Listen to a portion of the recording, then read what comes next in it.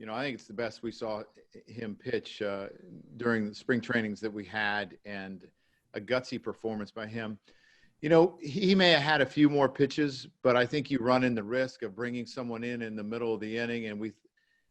And you got to remember, Jake, it's his first start, and he gave us 5 innings. I think he went 77 pitches. If he gets in a real long at bat with Aaron Hicks, who has the ability to do that, I think you could put him in a bad spot.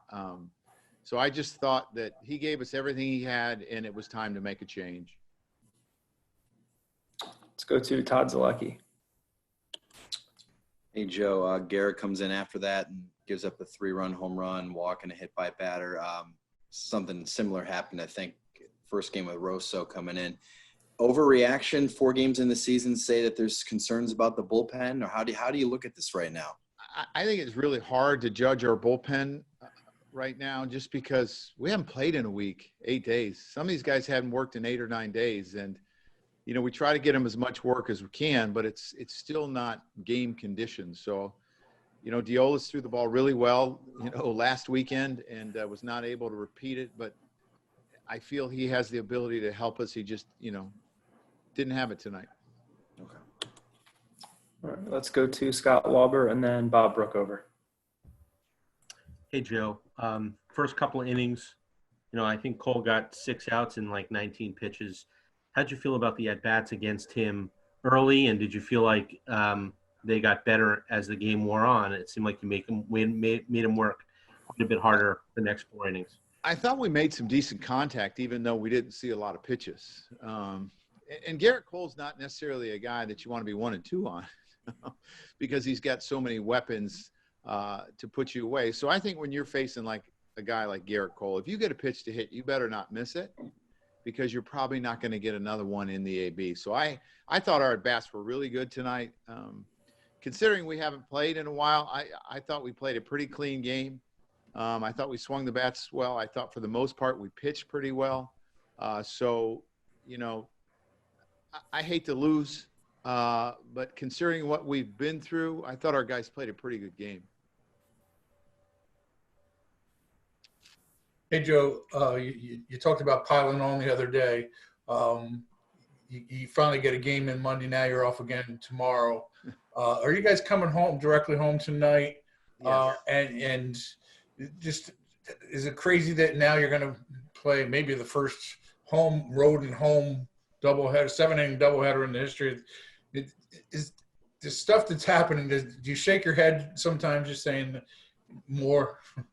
Well, I think someone probably on this call could probably write a pretty good book with some of the stuff that we've had to face this year. You got a rain delay tonight. I don't think we were expecting that necessarily when we drove down today, but then we caught word that we could get some rain.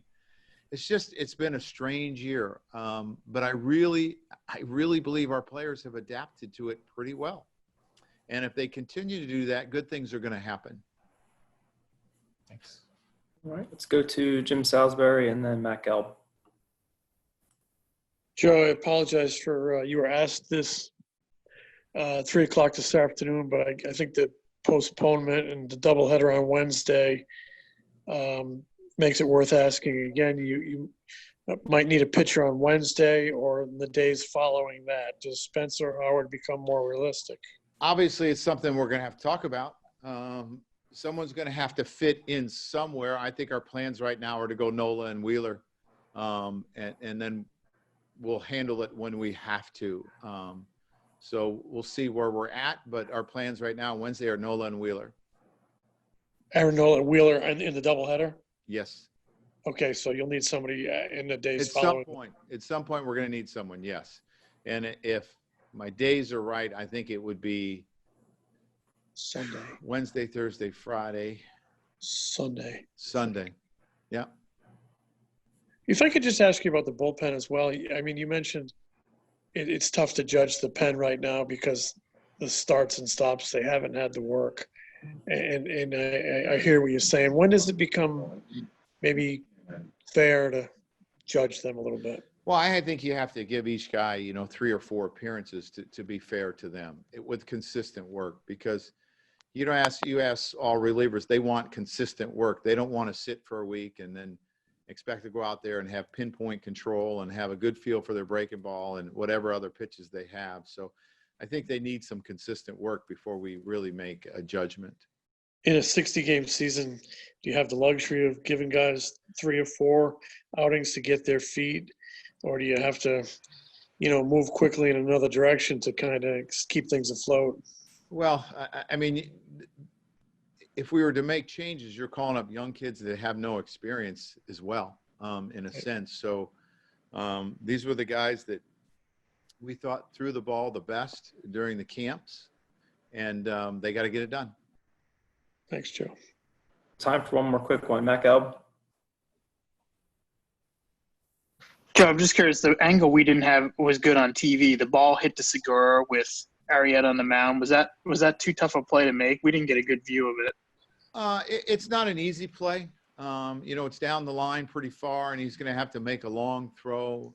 It's a play that I think Gene is capable of making because I think Gene has the ability to do that. But it's a tough play.